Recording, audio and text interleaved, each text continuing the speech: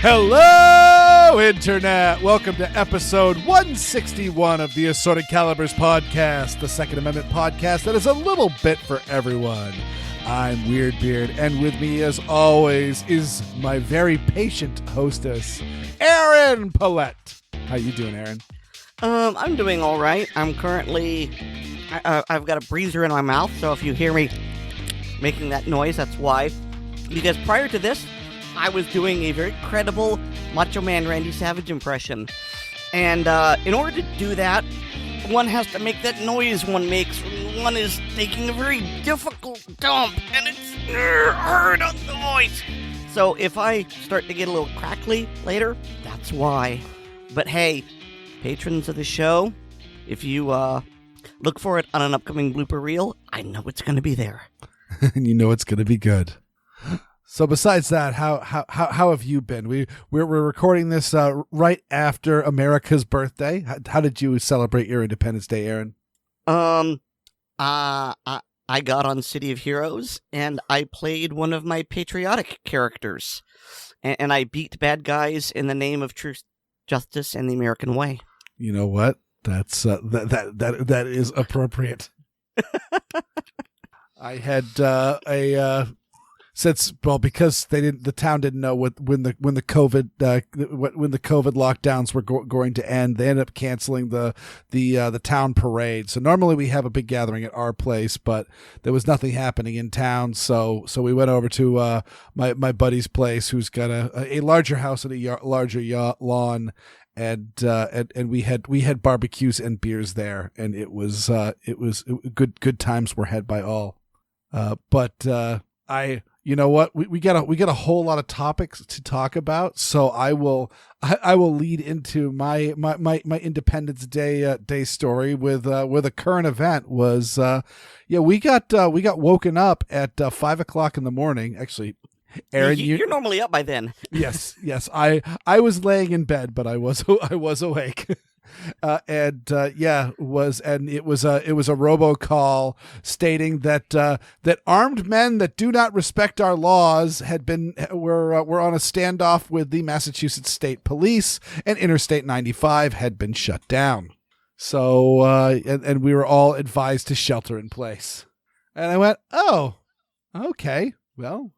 I got out of bed, I opened up the windows and looked around. I'm like, I don't see any people. I don't see any lights or sirens, so I don't think we're in any immediate danger. I don't hear any commotion. So got dressed, went downstairs, put on my trusty 1911, got out the FAL and just confirmed what condition it was in. And then just kept it locked in the safe because you know what, it wasn't go time just yet, and I got a kid in the house and Massachusetts laws to respect. But either way, it turned out to be a whole lot of nothing. That was very exciting and international news. International, you say? Yeah, Usually this sort of thing is not international. Pray tell, Weer'd, what other nations are involved? Well, no, it's just international news in the fact that other news agencies that were... I'm lobbing you a softball, dude. Take it. Oh, yes. I'm going to leave that in on how dense I am. Do you mean the nation of West Morocco? Why, yes, I do. I mean, I will lead off to say that if you want to look up the I think it's called The Rise of the Moors, the Moorish Revolution, Moorish sovereign citizens, and all that. They're based out of Rhode Island, and they had some videos that they were actually live streaming from the highway, and they gave some information of what was going on, and honestly speaking, I'll say right now, they seemed pretty chill about everything, which is a good thing to be when you're in an armed standoff with the police. I think that is the reason why the people talk about the level head of the officer, but I would hope to say most officers would be like that. You encounter a bunch of people in tactical gear, armed with rifles and pistols, and but overall they're just kind of talking to you and being chill. You don't just go to shooting them. But either way, they are kind of sort of sovereign citizens. They may not necessarily identify as that, but that's the closest thing in common parlance that I have for this group. And they consider themselves Moors. They consider the land that we live in West Morocco, and they were heading from they're heading from Rhode Island, where they live, to Maine, where they were going to do some quote unquote training. I have more information. Actually, I gotta contact Tatiana Whitlock just to make sure that she didn't have a large party that didn't show up. But I get the impression that they were training on some private land, and that it was not. Supposedly, the leader of that group has some military experience, so that might have been the origin. But either way, they let's just say, like most sovereign citizens, they have a very good confirmation bias when reading legal statutes as well as the U.S. Constitution, and they had read the Firearms Owners Protection Act. Kinda, but not exactly. And they had got the point about not making any unnecessary stops when traveling through states where the firearm is prohibited, and the part about the guns are legal in your state of origin, and guns are legal at your final destination, and you should be good. And they took making no unnecessary stops meant including not leaving the highway. So they had gas cans in a pickup truck, and so they had pulled over. They'd pulled over on the side of the road and taken the gas cans and were gassing up the truck with their hazard lights flashing. And so a state trooper saw that and pulled over and offered assistance, and found them to be wearing tactical gear and openly carrying rifles and pistols. And that is not what the Firearms Owner Protection Act says. It says that they must be inaccessible to the occupants of the vehicle, and they must be enclosed, and so that doesn't work. And so essentially they just started negotiating the terms of their arrest, and everybody gave themselves up peacefully, from my understanding. Well, actually, from the video that I watched on the website you linked, some of them ran off into the woods. Mm-hmm. So some of them didn't. I mean, they didn't fight, but yeah, they weren't like non-resisting. Some of them made it a lot harder. Yeah, I mean, the spot that they stopped is dense woods anyway, and so really, I think they might have just been taking cover. But and I will note that 2 of them were arrested about a mile from the highway, and so I don't really know if they were just fleeing or what the story was about them. But we weren't fleeing; we were traveling. Yes. So I mean, it's one of those. This was, unfortunately, I would love to say that these guys were arrested just on garbage, unconstitutional Massachusetts laws, and all that. But also, they were also driving without driver's licenses. I'm not sure about the status of their license plates, but certainly sovereign citizens are opposed to driver's licenses and any sort of registration, and they tend to not like to have their vehicles registered in any way, shape, or form. So either way, they were going to be getting in trouble or not. But the Massachusetts gun laws are going to make their defenses especially sticky. Yeah, I remember you posting videos of that, and or was it Oddball? Somebody was posting videos of the live stream into Discord, mm-hmm. and I was thinking, well, this is certainly a thing which is happening. Yes, actually, you reminded me of another important event. Is Facebook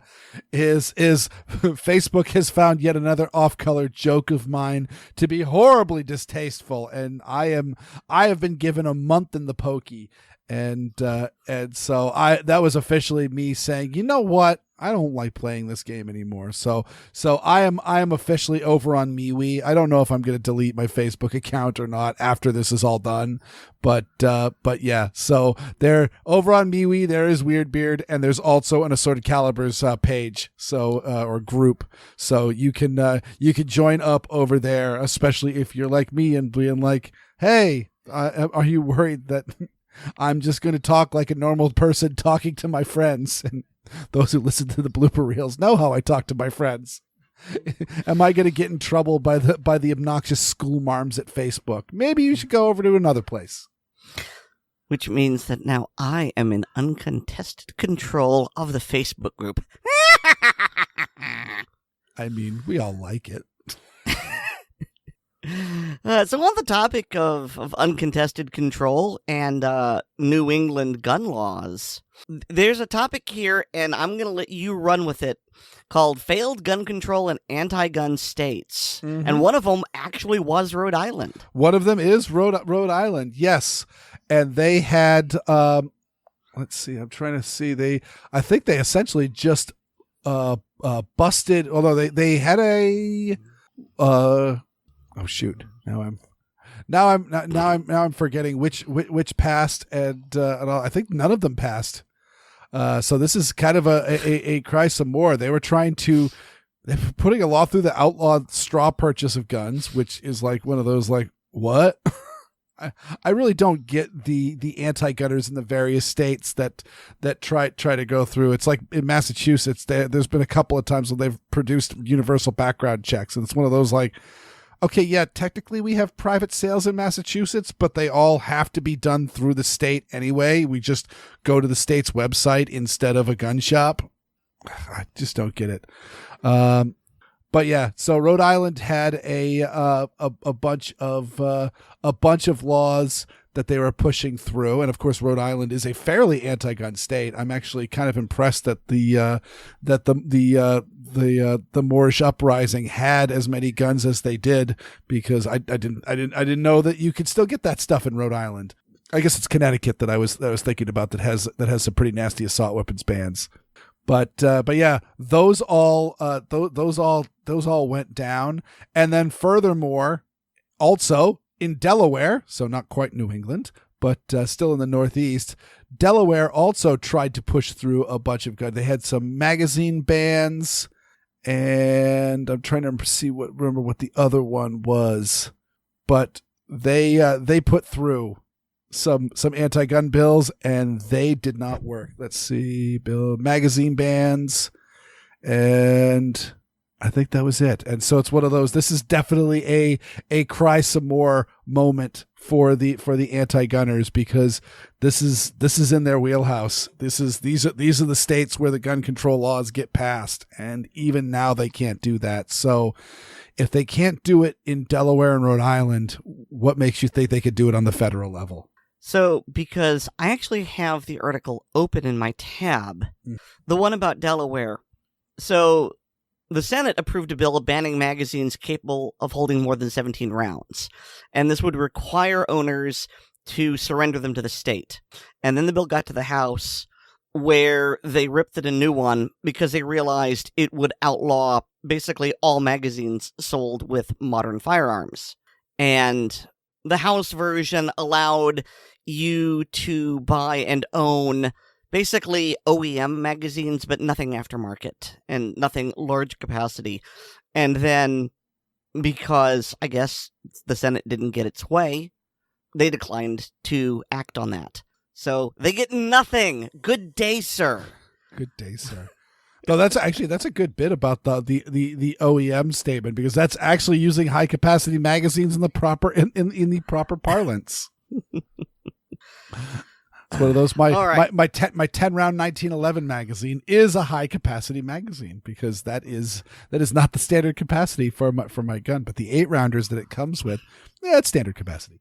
So let's talk about some gun control in California. Yes, and unfortunately, this passed. And I first heard about it, again, on the ACP Discord, where either Oddball or David, I think, posted about it. And so what happened is that the city of San Jose, which I believe that was the location where the railway shooter happened a couple months ago. Mm-hmm. That's correct. And they decided that they were going to pass, and they have indeed passed, a tax on gun owners for the putative reason that this would offset the costs created by gun crime. And they will only be taxing gun owners. And when I first read this, I had a little tickle in the back of my head, and I went and checked something, and it turns out I was right. And so my first reaction was, how the hell do they plan to enforce this? Because you see, San Jose has no firearms registry. And interestingly enough, neither does California. California only requires registry of so-called assault weapons. So how is San Jose going to enforce this? I mean, if they have the police investigate every single one of its 1 million citizens for compliance, that'll take forever. And so, really, they have no way of knowing who is paying the tax and who isn't. It will be entirely voluntary. And what's more, the people who are committing the crimes, criminals aren't going to pay a tax. So what you're doing is you are penalizing the innocent for the acts of the guilty. This is really equivalent to passing a tax on non-smokers in order to offset the health penalties created by smoking. And it's so stupid. I was actually asked by someone from a California paper about this, and I ended up writing the statement turned into a press release, and I've posted it on social media. You've seen it by this point. But, I mean, this is unenforceable. It's unfair for the reasons I've already listed. Plus, okay, let's say that San Jose has the standard firearm ownership that was determined by a RAND report. That's about 18%. Then they're going to end up taxing 1/5 of the city. So they will be telling every 1 in 5 citizens, because you own a gun, we think you're going to engage in criminal activities, and therefore we're going to tax you for exercising a constitutional right. This isn't, strictly speaking, a poll tax, but it is so close that it might as well be. And poll taxes were declared unconstitutional because you can't prevent someone from exercising a constitutional right. And normally I would say I have high confidence. This is California. On the other hand, this might go before Judge Benitez, and if so, he will rev up the chainsaw and carve them a new one. Mm-hmm. Otherwise, I think this will be appealed all the way to SCOTUS. Mm-hmm. I don't see this passing any sort of scrutiny. It may take years, but this will eventually be overturned. But here's the best part. So I've already gotten unenforceable and unfair. Now let's get to useless. So if you are a law-abiding gun owner and you don't want to pay the tax, but you don't want to get in trouble for not paying it, what's to be done? Well, the very simple answer is leave. Move out of San Jose. Because San Jose can't levy taxes outside of the city of San Jose. And so you don't have to pay that unfair tax. And then guess what? The city of San Jose doesn't get any money. No sales tax, no property tax, none of the other taxes flowing in. And I would imagine that San Jose, like much of the rest of California, is hemorrhaging money, and they can't afford this. I could go on in greater detail about this, but the short version is California has a lot of debts. It's not earning enough money to pay off those debts. And so it ends up cranking up taxes. This drives people and companies out of the state. California then cranks up the taxes even more to make up for them. And then more people leave. And eventually they're going to kill the golden goose. I mean, things are so ridiculous right now that there's something that's called an exit tax. You move out of California, but you're still required to pay California income tax for a period of time, like 3 to 5 years. It is, I don't even know how that's legal, but it's disgusting. And as far as I'm concerned, this is San Jose setting itself up for multiple kicks to the crotch. I'm really hoping the Second Amendment Foundation is going to sue the crap out of them.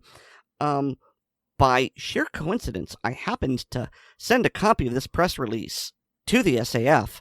And so between that, the lawsuit, this being declared unconstitutional, and the massive loss of revenue, I think San Jose has slit its own throat. But we'll see. Mm-hmm.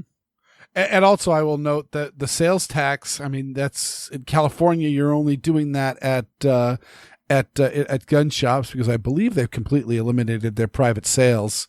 And so that means that if you travel outside the city of San Jose to buy a firearm or ammunition, then and people are already driving into like Nevada to grab ammo there just to get around the background check law around ammunition and the added fees. So if you drive to another city or in the outskirts of outside of town, then there's no sale tax either. So yeah, this is obnoxious, punitive, and just super dumb. So we've got another story here, and it is obnoxious and punitive and super dumb, and also relates to the Second Amendment Foundation. If you are on the SAF mailing list, and if you're not, you're wrong, fix that immediately. They put out a warning last week, and some brave soul, sir or ma'am, I salute you, in the ATF got a hold of an internal document, which was, by the way, restricted and not for release to the public. And this individual said, this is wrong, and leaked it and uploaded. I don't know if they uploaded it to Describing or someone else did, but it's on the internet, which means it's there forever. And this leaked ATF report says in no uncertain terms that if you make your own firearm, and I don't mean like buying a stripped lower, but if you are making a firearm from an 80% lower, they consider you a criminal, terrorist, and potential violent extremist. Yeah, this document is titled First Responder Awareness of Privately Made Firearms May Prevent Illicit Activities. And it's just... Oh, criminals and violent extremists continue to seek ways to acquire firearms through the production of privately made firearms, PMFs. And, okay, my blood pressure is spiking. Weer'd, I'm tagging you in. I mean, just what else to say of this? The dangerous terrorist. I mean, honestly speaking, I think the bigger story on that is that this is an internal document. It is not for dissemination to the public, and yet somebody did that. And I think this is also another telling sign of why David Chipman is going to be a terrible idea as ATF director, just because he's such a puke and he is so anti-gun. And despite what you think, a lot of ATF agents are, in fact, gun people. There's a reason why they chose to go to the ATF. So, what would happen if Chipman got in and started doing exactly what we thought we would do? I would imagine the drop in morale and the amount of activities the amount of leaks that would spring within the agency would be astronomical. Chipman Watch, Week 3. Weer'd, is he still not nominated? I checked this morning. Yep, there is no news on David Chipman. He has not moved at all. I should publish this somewhere. I got it the other day, but suddenly my email, I was just about to write her an email, and I just said, after getting this, I said, screw it. I got an email from Elizabeth Warren. Dear Weedington, thank you for contacting me about guns. It was not about guns. It was about David Chipman. And then I essentially I won't read the whole thing. I mean, I'll read the first chapter. I met with mothers, fathers, siblings, brothers, grandfathers who have lost children and grandchildren to gun violence, communities of people whose days will be forever marked by loss. I meet them, and I promise we will not forget. The facts are simple. 100 Americans die every day from gun violence. 4 of those people are children or teens. That's 4 a day, every day. Young bodies piling up by the thousands, blah, blah, blah, blah. It's all garbage. Let's see. Yeah. Dear Weer'd, I didn't read your letter at all, but I'm going to send you something regardless. Yep. The computers at my system scan it, and they're not very good or smart computers, and they realize that it probably had something to do with firearms. So therefore, the computers, like 3 weeks later, 4 weeks later, sent a form response back to you. So yeah. So I actually had some hope that, and who knows, because again, this just simply means that nobody read my letter. And so the absolutely nobody read my letter. But that being said, who knows? Maybe again, my theory that Chipman is going to be pilloried as Michael Bloomberg's whipping boy still might come true. But I'm not going to waste my breath anymore on her, because I haven't heard back from her or Ed Markey, which I'm not surprised at, because just Google him. He's a wreck. Well, Weer'd, what are we going to waste our breath on?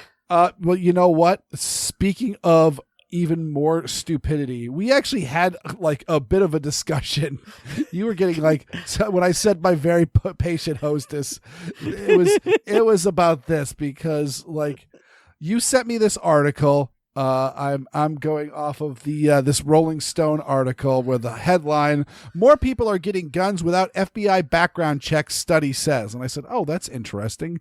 Is that saying that because forever we've been hearing about this goofy Clinton era study that said 30% of all firearms are sold without a background check, and everybody who's dove into how those numbers were found are just like, oh yeah, no, this is completely bonkers, and that's not true. And actually, the numbers are fairly low of guns that are transferred without a background checks. Most guns are bought at gun shops with background checks. And I was wondering, oh, it was not, but instead they are talking about get the wording exactly. Essentially, they're talking about incomplete background checks, and and Aaron said to you, well, why don't you tell me your explanation? Spoiler alert: Aaron is always right. So Weer'd goes, incomplete background checks. I don't know what that means, and I go, well, when the NICS runs a check, it comes back with one of three things: either proceed, deny, or hold.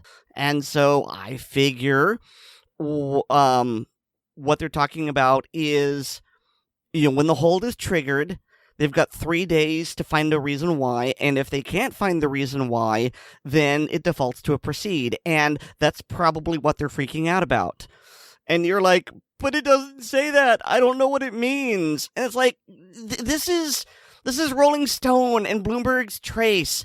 They don't know guns. They don't care. They consider that a point of pride. Just they're ignorant, and they're trying to scare up fear. And you're like, well, no, I don't want to touch this until we know for certain. It's like, fine. So I did some digging. Spoiler alert, there is a link to the original article embedded in the article, and it links to Nate Silver's 538. And it does go on to explain that, yes, this is about the hold. And then it says, and I personally didn't know this, that when the proceed after 3 days is granted by default, the FBI then has 90 days to do research. And so there's a possibility then that during those 90 days, they might determine, oh yeah, we gave a proceed to someone who is prohibited, and we shouldn't have done that. And then they will go and they will have the ATF seize the weapon, and I don't think they'll arrest the person. But this is something I didn't know. And I also didn't know that in order to make things scrupulously safe, they delete the investigation after 88 days. They've got 90, but they delete it after 88. And so the entire point of this was, gosh golly gee, in 2020, Americans bought so many guns that the FBI just couldn't keep up. And even though there are X number of investigations which are never concluded because they run out of time in any given calendar year, This year, there were X plus Y investigations that weren't concluded. Mm-hmm. And oh my gosh, isn't that scary? And the answer is no. No. No, it is not. And I will say the word that I was looking for in this article, and I included a link to it. I went directly to the trace and found where they were reporting on this story as well. And essentially, it was verbatim. I was looking for the term Charleston loophole. That is the super scary term that people have been banding about, because the sick individual that shot up that black church in Charleston, South Carolina, he had a conviction of like prescription drugs or something along that line on his record. The FBI was unclear at whether or not it was a felony or not. So therefore was he prohibited or not? So he had the hold put on. He ended up coming back after a week instead of 3 days, picked up his gun, and then it was over a month before he ended up going to the church. And so in all of this time, the FBI and the ATF did nothing. And then that's furthermore the statement about all of these incomplete background checks, in the fact that they are getting these holds put on people. And it sounds like they're probably continuing to do absolutely nothing about it. It's just a hold, and you just have to come back in 3 days.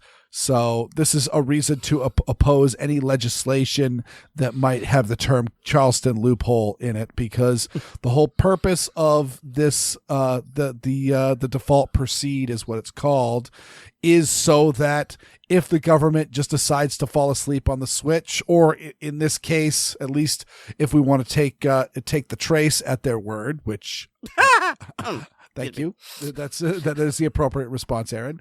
But if we did want to take them at their word, they are essentially pointing out that the FBI and the NICS system is so overtaxed and under-resourced that they just cannot keep up with it. Well, there's nothing to stop, say, an anti-gun president or all that to dissolve or rearrange or an anti-gun director of the ATF to rearrange things so that the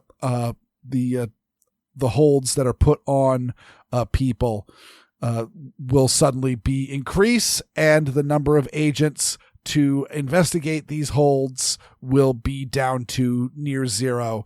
And so suddenly it's just you aren't a prohibited person. You can, at least as far as we know, legally own a firearm, but you can't get a firearm because your background checks will just come back later.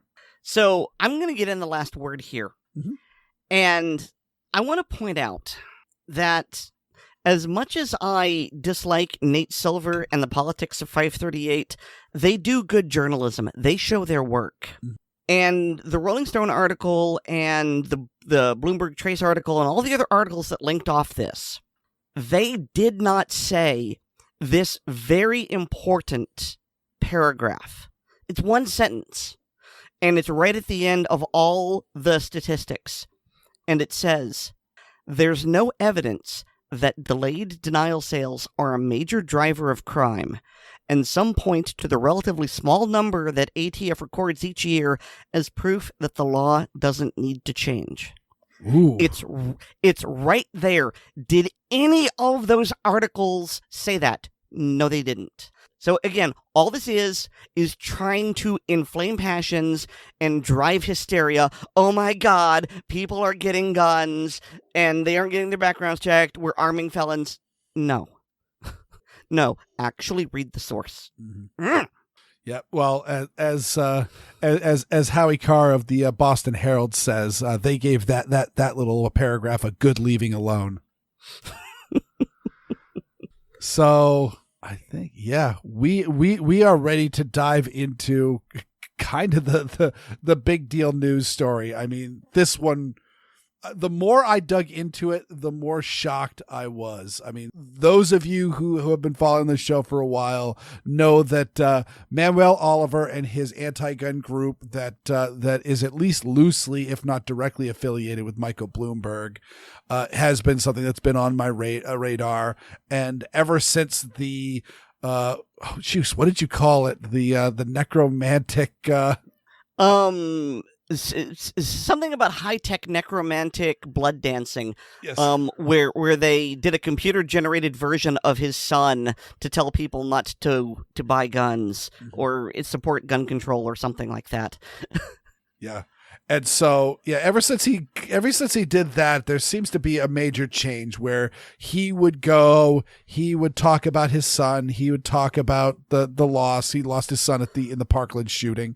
And then he would vaguely talk about how he doesn't like the NRA or how we need to change the gun laws, but he would never actually talk about gun laws to change or anything like that.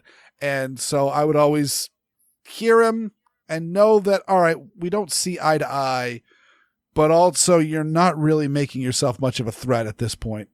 And then this was the changing point. And I will say I saw this video when it came up on his YouTube channel.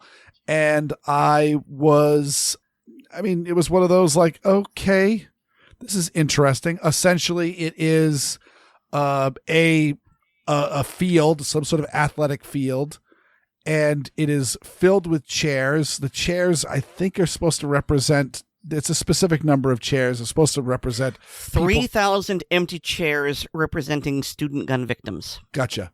They have cuts of Dr. John Lott of More Guns, Less Crime, and former NRA President David Keene giving speeches that are filled with Second Amendment rhetoric and all that, and essentially giving these speeches to this empty stadium filled with chairs. And it was one of those, it wasn't really anything I could attack with a Weer'd audio fist, because there really wasn't any audio, at least anti-gun audio to it, and there really wasn't all that much content from the pro-gun side.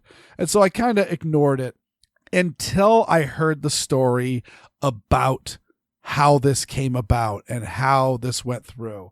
And essentially, I actually will dive to, I actually found this story on that. And if you're a subscriber to the Wall Street Journal, you can read this directly. Though I've got the link to Crime Prevention Research, which is John Lutt's website. And he put a little prologue to the actual story is that here's the elaborate hoax by the gun control organization that appeared in the Wall Street Journal. If I had done this to a gun control organization where I refused to release the original video, I suspect the media would have reacted very differently. Even more information is available here as to the gun control group's refusal to release the video. Here's the typical appearance by Lott from 2019, and he's got a link to him appearing on the Young Turks. So that's one thing to get in with Dr. John Lott. He loves to debate, and he will debate darn near everybody. I mean, you got this one where he's on the Young Turks. He's been on a ton of different places. He is not afraid to go to places that are anti-gun or left wing. He did a debate with Ellen DeFilippis of Armed with Reason, and I believe it was before Evan and Devin got hired on by Michael Bloomberg to write for The Trace, of which they did for at least a year. And so, this is, he will debate with a B-list anti-gun activist if he's got the time to do it. But these are Lott's own words from the Wall Street Journal. I was honored to deliver a commencement address to a Nevada high school this month, but the school didn't exist. It was a hoax. On May 14th, I received a call from a man who identified himself as Jordan Simon, board chairman of the James Madison Academy, a Las Vegas-based online high school, which I don't really understand that bit. It doesn't mean that this is one of these like only online schools for the lockdown. With 2,000 graduating students, Mr. Simon told me that students and faculty had picked me to be their commencement speaker. I looked up the school and found a professional website, jamesacademy.net, no longer exists, featuring photos of smiling students and detailed descriptions of the school and teachers. Mr. Simon offered to cover my travel expenses and paid a small honorarium. Since there were no direct flights from Missoula, Montana, where I lived, to Las Vegas, he even offered to charter a plane to fly me down. That seemed excessive, so I drove. I wanted to save money, and I wanted to visit friends in Idaho on the way. And here's where the plot really thickens. I agreed to give the talk, and I planned to talk based on advice I give to my own children about hard work and how to get started in a career. But a few days before the event, Mr. Simon told me that I had to discuss background checks and James Madison's role in drafting the Second Amendment. I objected, but he said students were conservatives and the Second Amendment had been part of their curriculum, so I went along. In an email to Mr. Simon, which I outlined in my speech, I wrote, I still feel uncomfortable at getting into this type of political discussion for a commencement, because it seems to me that a commencement should be talks that leave everyone satisfied. And by the way, that's in direct quotes. So I would assume that Dr. Lott has this email and has presented it to the Wall Street Journal. Mr. Simon told me that I needed to attend a dress rehearsal the morning of June 4th. I replied that I had another talk scheduled for June 3rd. It'd be almost impossible for me to get to Las Vegas in time. He pleaded that they had a big crew for the rehearsal and it would cost the school a lot of money. He offered to read it over the phone, but he said they wanted to videotape the dress rehearsal in the event that the live stream did not work out. I'll stop reading now because those are some of the key details that I wanted to get into, and just how unprofessional this group was in the fact that they were demanding that he alter his speech from what he would want to give, even under protest, and then they changed around the schedule so that he had to come in early to do a quote unquote dress rehearsal, and then he came in. He did the rehearsal. I assume David Keene had the same story, and gave a speech to the empty stadium because it was just simply a dress rehearsal and a sound check.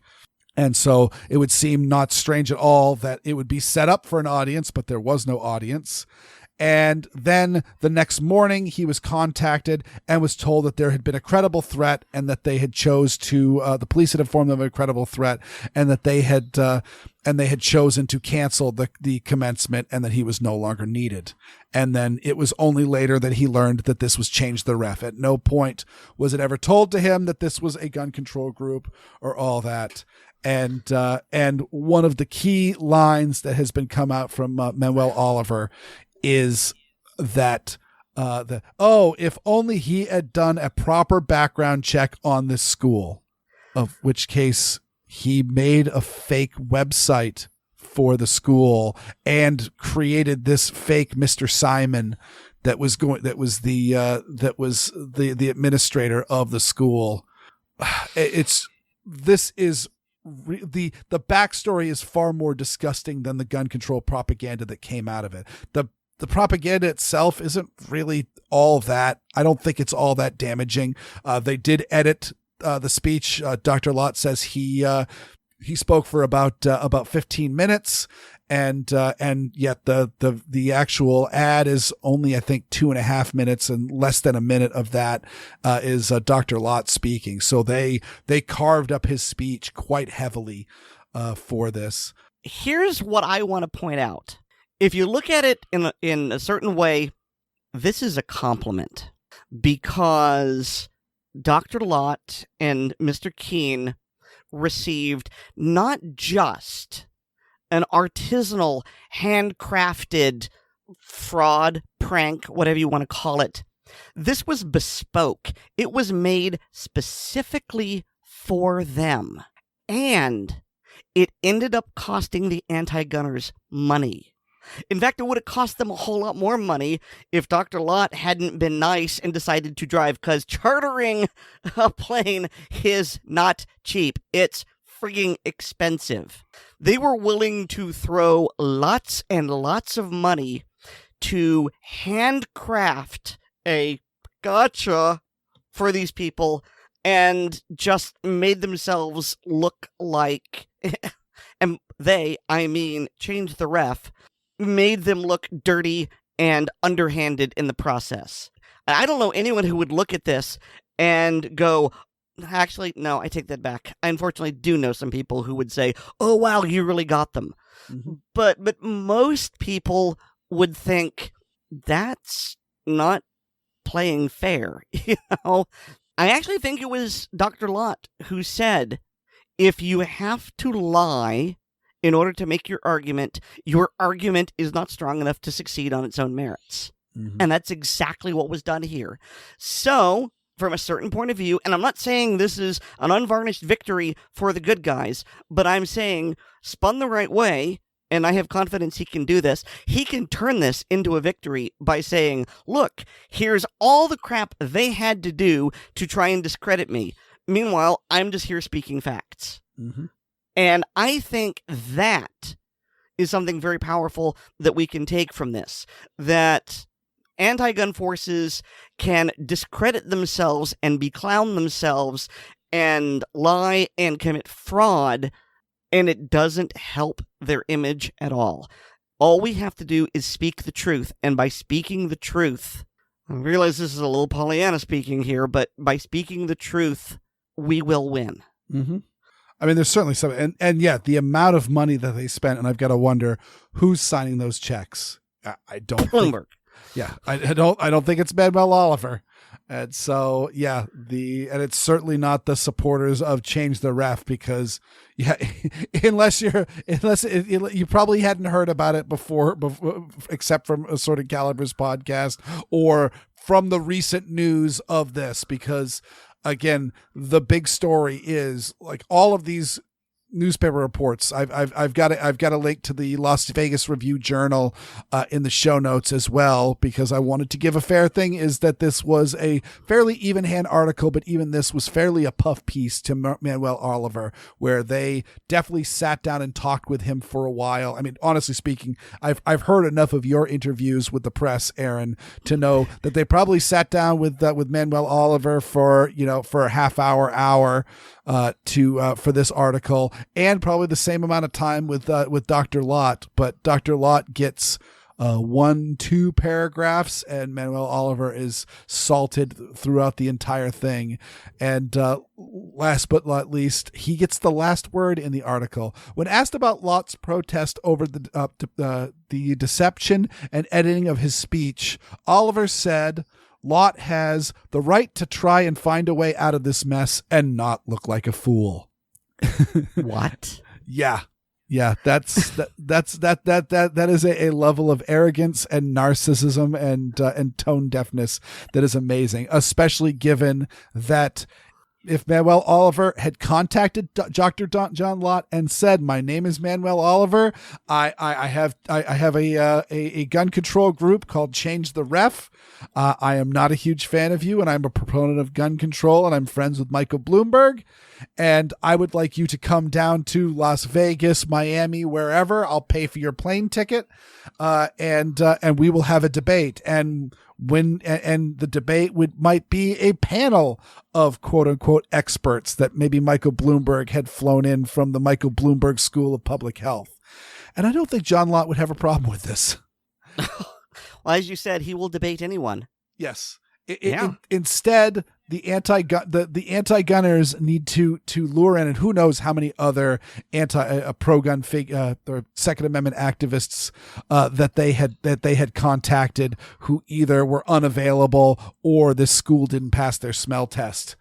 Either way, the whole thing is that none of them knew. They came to Las Vegas, and then they left Las Vegas not knowing anything about who was behind all of this. So that is how brave and forward they are. Yeah, we are so convinced of the rightness of our cause that we're going to hide behind lies and deception. Sure. All right. And since... Speaking of lies and deception, we're going to talk about Manuel Oliver some more in a weird audio Fisk. That's right. Since this video and I will link those videos in the show notes, because you know what, it's worth showing it off. Get that. And I will note that Change the Ref does not close the comments. So if you want to send a message to Manuel Oliver personally, I will have you know that I was talking to YouTubers in their comment section just this afternoon, and yeah, he is not one of those ones that actually monitors his own channel, or at least there's no evidence of this, but there is an open comment section if you would like to speak out. I'll just say be respectful. But since this really wasn't anything that was Fisk worthy as far as the audio content goes, I did happen to have an audio file in my Fisk folder that was of him talking with a survivor of the Dunblane Massacre, or at least someone who had lost a loved one at the Dunblane Massacre on the anniversary of that shooting. And it's got a flair for the dramatic. And I thought this was the perfect time to play this weird audio, Fisk.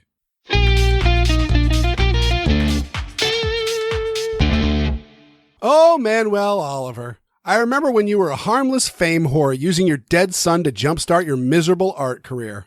Things have escalated. Of course, we've talked about the fake high school farce. Moving on, this video I'm fisking was made on the anniversary of the Dunblane Massacre that happened in Scotland in 1996. And well, it has a flair for the dramatic, because it certainly doesn't have a flair for the factual. My name is Jack Crozier. 25 years ago, my sister Emma was one of the 16 children killed in her gym class in Dunblane Primary School. My name is Manuel Oliver.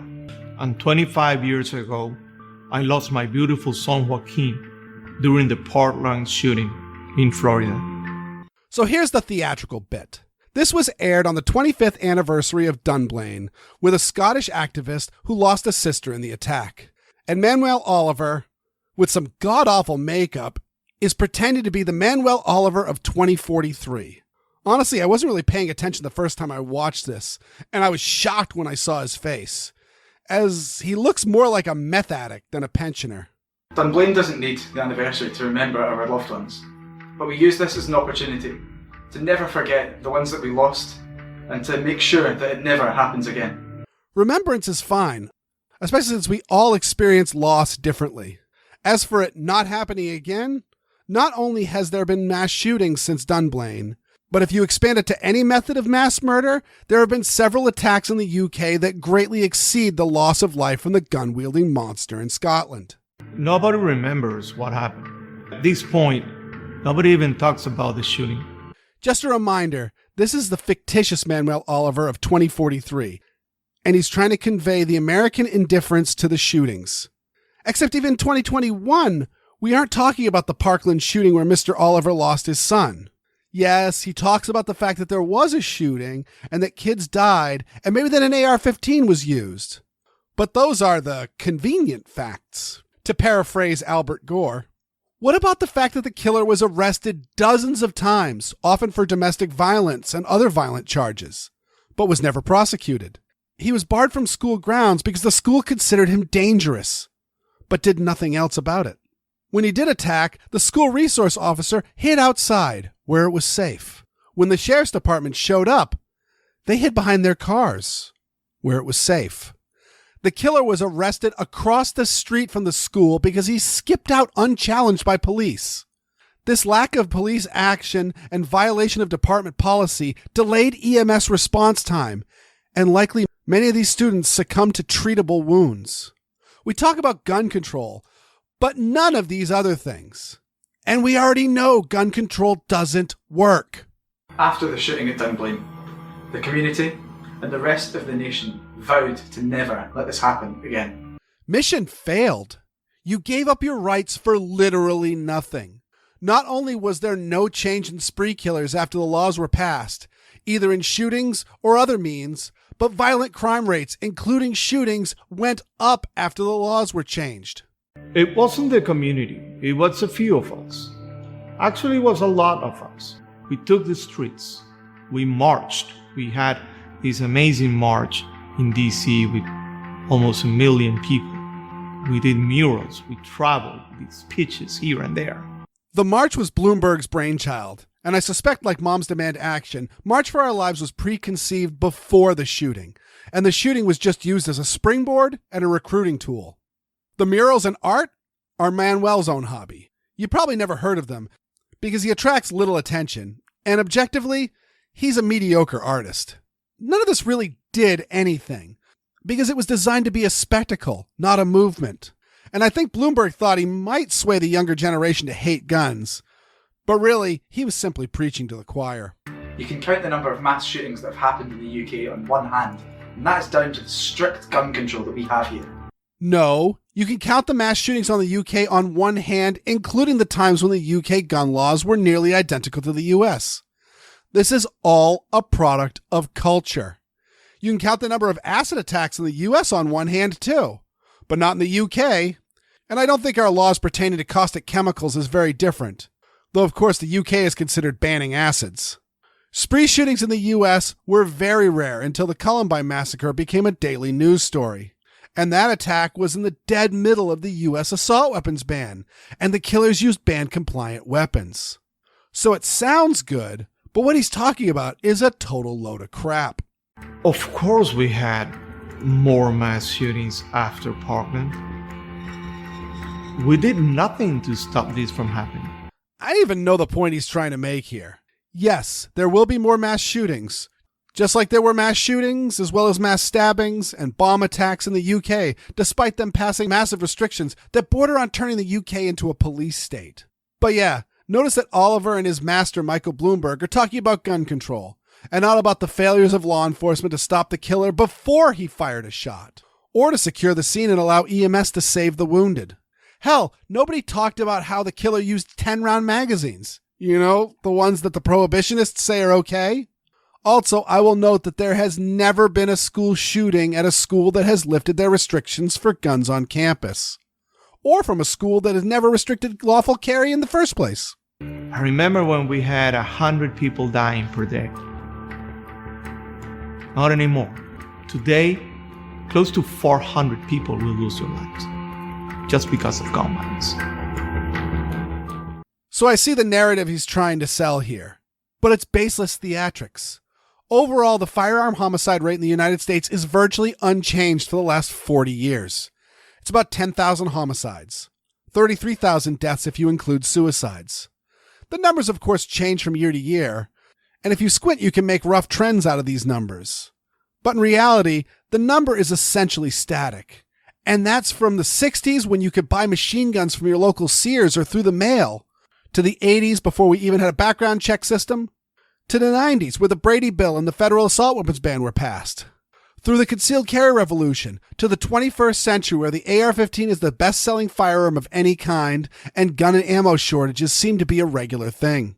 The idea that suddenly this number will change, especially since Mr. Oliver seems to be chastising us for inaction more than anything else, is the definition of insanity. It is illegal for any civilian to own a handgun in the UK. Shotguns and rifles are strictly controlled, and they're only to be kept in the hands of certain individuals that each have licenses. These licenses are tracked by the police to ensure that guns are kept out of dangerous hands. So let's not take this as matter-of-factly as it's presented. In the lead up to the 1934 National Firearms Act, handguns were proposed to be added to the taxed registry, along with machine gun suppressors and artillery pieces. This is the reason why the NFA restricts barrel lengths of rifles and shotguns in the first place. Handguns were so popular, even in the Depression-era United States, that this was removed from the law, though short-barrel rifles and shotguns remain as a vestige. The Brady campaign was founded in 1974 as Handgun Control Incorporated, and a key element of the gun prohibition movement of the 1960s and 70s was banning handguns. Again, it failed, and the Brady campaign went on to target a certain lesser-known semi-auto rifle made by Colt Firearms. I don't think you'd ever heard of it. Even today, with talk of bump stocks and pistol braces, background checks and red flag laws, assault weapons, and even ammunition bans, modern gun control in America won't even suggest banning handguns. So the fact that he so glibly leads with that shows just how tone-deaf this propaganda piece is. Licensing and registration is something often discussed in American politics. Heck, I'm required to be licensed and safely store my firearms per Massachusetts law. But overall, licenses of this type are rare in the United States and wildly unpopular when they're proposed as federal law. And note that violent crime as well as gun crime went up in the UK after these laws were passed. Further, the killer who murdered this man's sister was a licensed gun owner, and those kids and teachers were shot with registered firearms. So all the good that law did. So a lot of good talk, but these are insane laws he's citing that had at best no positive result. At worst, they empowered violent criminals to commit violence. It's so easy to buy a gun in America these days. You can either go to one of 1,000 shows that every single weekend travel from one place to the other. You gotta be older than 14 years old. You can go to a vending machine with some cash, use your card, and get out of there holding a gun, an AR-15 or whatever you want to purchase. Okay, now we're talking. Before we were just talking about laws that are proven failures. This stuff might work. Of course, I wonder. I hear gun shows were much better before Bill Clinton shut down the kitchen table FFL holders. But it's not like attendance isn't still booming. But as a message from 2043, will gun shows still be a thing then? Now, the vending machines are super cool, and I don't see why not. I mean, you could scan your ID or just use biometrics to verify you. And of course, I assume that in the next few decades, we could both open the NICS system to all, as well as reform those who are prohibited just to people who have demonstrated violent behavior and dangerous mental illnesses, rather than, say, failure to file income tax or catching lobsters without a license or being treated for depression. And that 14-year-old age limit? I'm in.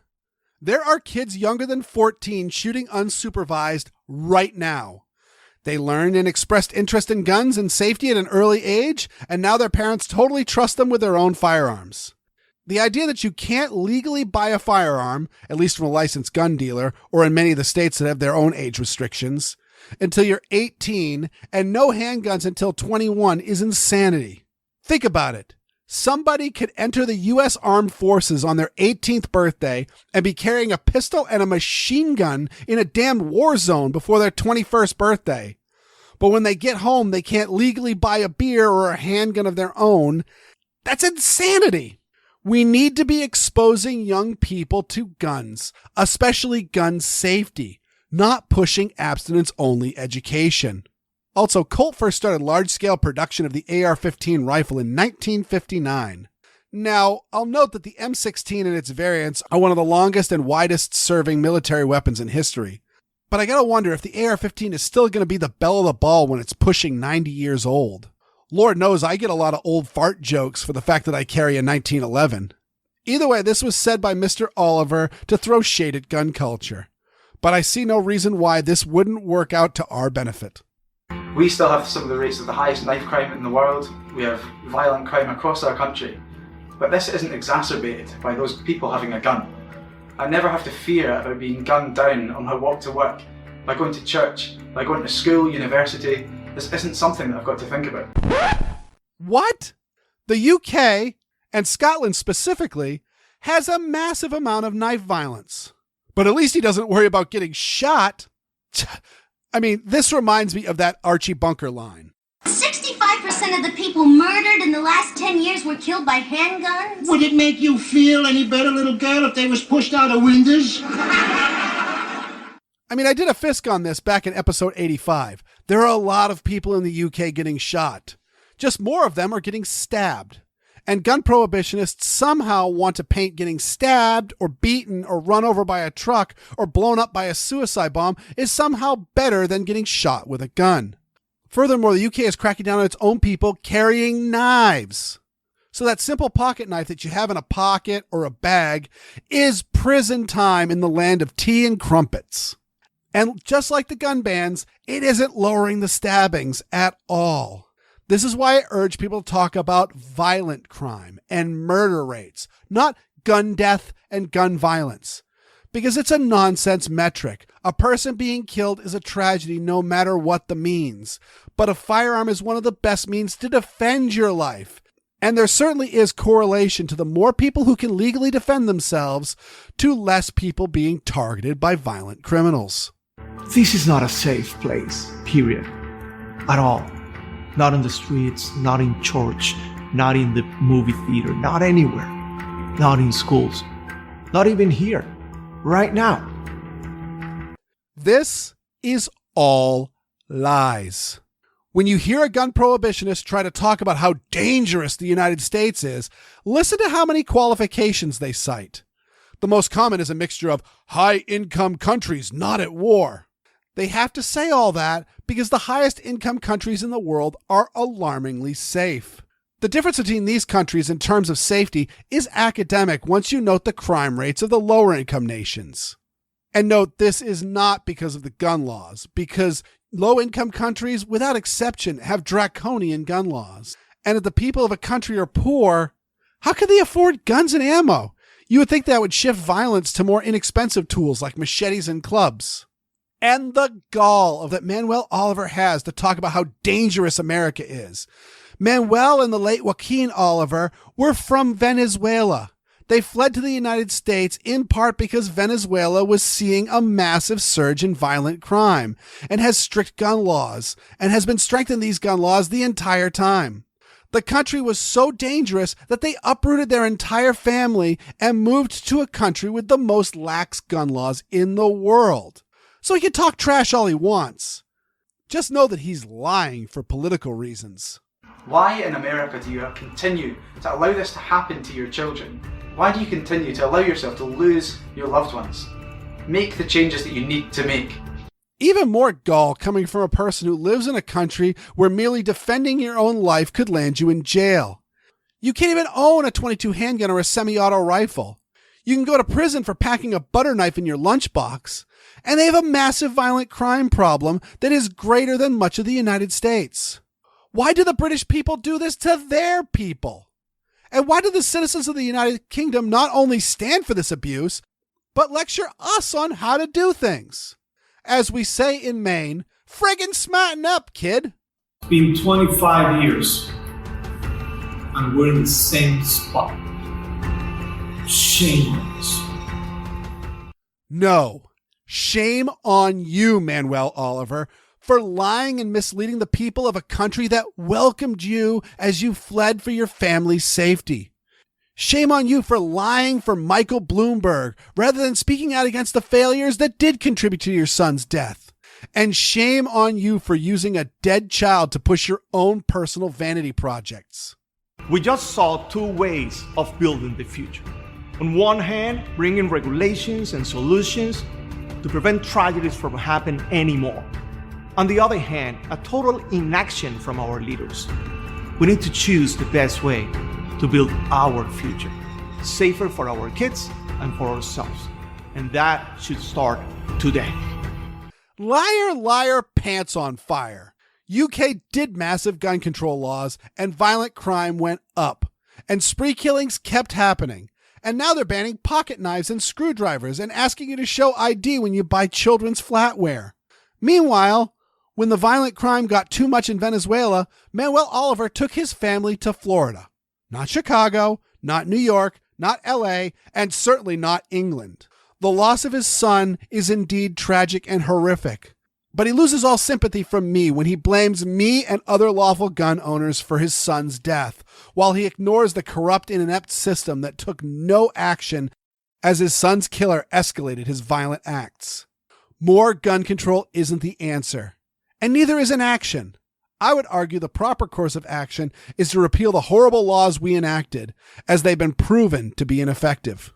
Those are your anti-gun talking points and a few rebuttals to combat them.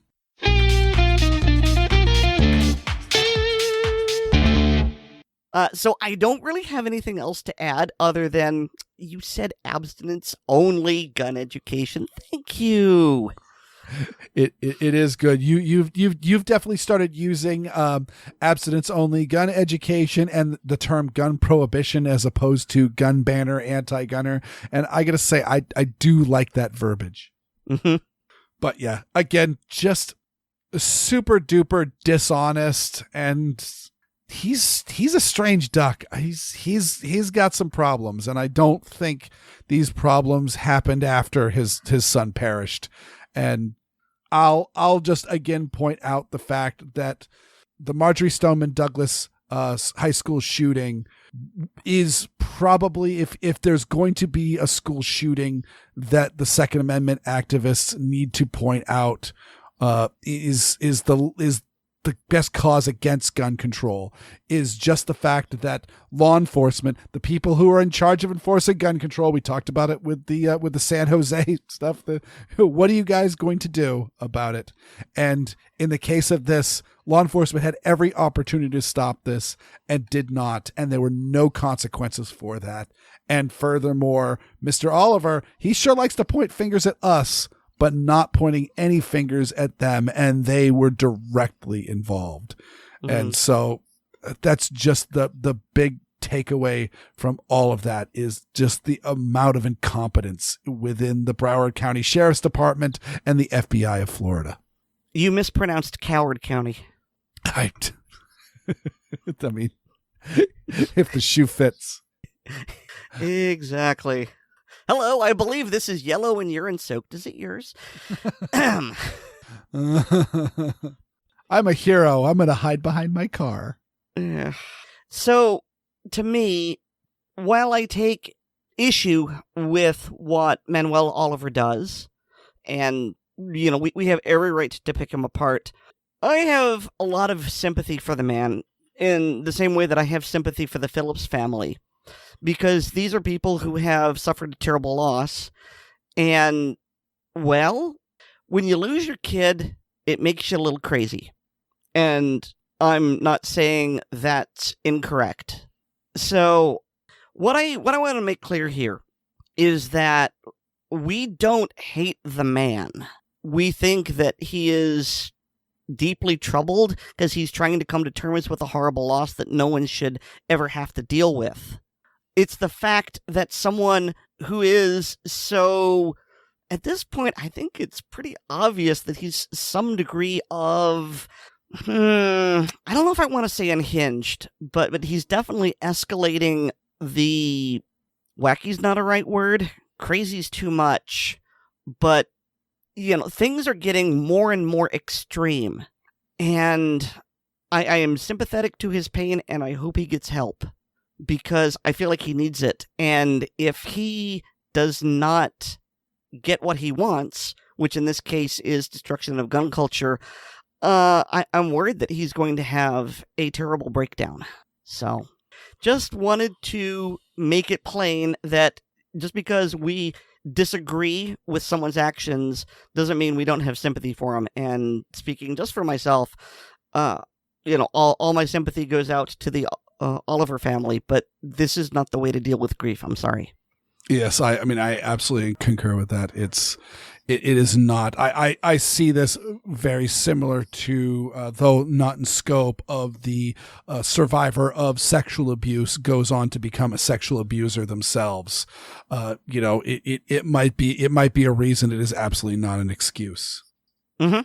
So that about wraps up our show. And again, I always like to close out with thanking all of our supporters on Patreon. You can go to patreon.com/Assorted Calibers Podcast to sign up. We've got blooper reels. We've got our ACP film tracks. And of course, we have the ACP Mag Dump. Also, please remember to rate us on Apple Podcasts, subscribe to us on the platform of your choice, and share the show with your friends, both online and off. You can get more from me at my blog, which is weirdworlds.com, and hear me weekly on Handgun Radio on the Firearms Radio Network. All right, I've tried 3 times now to say the name of my blogs, and it's just not working. So you know where to find me. Go there, get your air and pellet fix. and look up Nate Spencer if you want more music like this. Even though he doesn't do music like this. He doesn't? No, he mostly does bluegrass. Oh. I thought you were going to say he does country. No, that's Ryan. He's weird right down to his beard. And I'm perfectly normal. There's nothing to see here.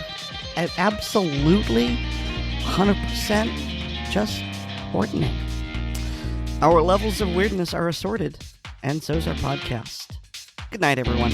Good night.